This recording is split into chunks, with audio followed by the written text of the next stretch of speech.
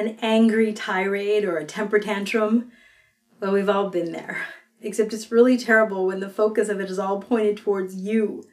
So let's talk about how you can navigate that with some more sanity.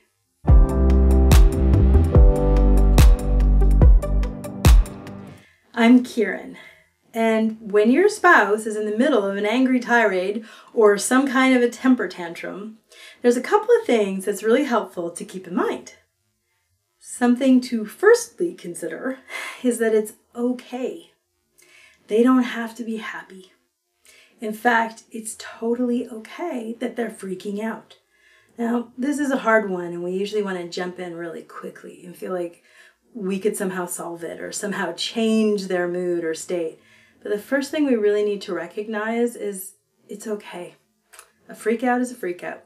Freakouts happen to the best of us. Freakouts happen. And it's okay. We don't have to not freak out. The next thing to keep in mind is don't take it on. This is part of that. You don't have to make it all better. You can actually just step to the left. Sometimes that means leaving altogether, or walking out, or moving somewhere. Now, you don't do this angry because you'll just fire that temper, but just quietly walk away. I have a good friend who occasionally, if I lose it, he simply holds the phone away, or he'll turn his back and walk into another room. And this is awesome. And I highly recommend you do it. The reason it's awesome, it's a gift.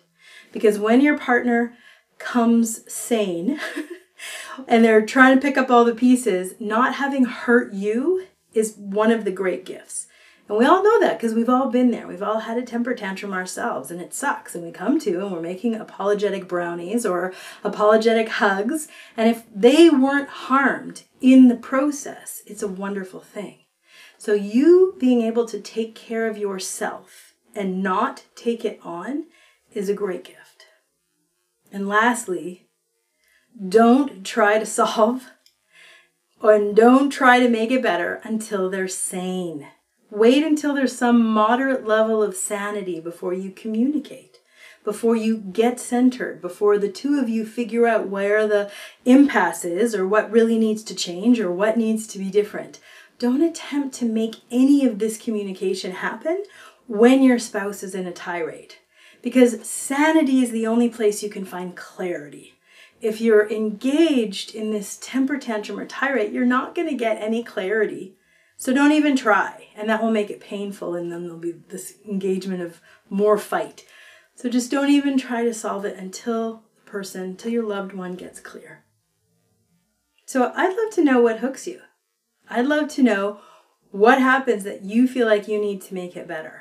Or what triggers inside of you when you feel like you need to show up and be held responsible for this temper tantrum that's happening. Every one of us is unique, and there's really unique ways that we get triggered and we feel like we have to be there for this other person when they're in this place.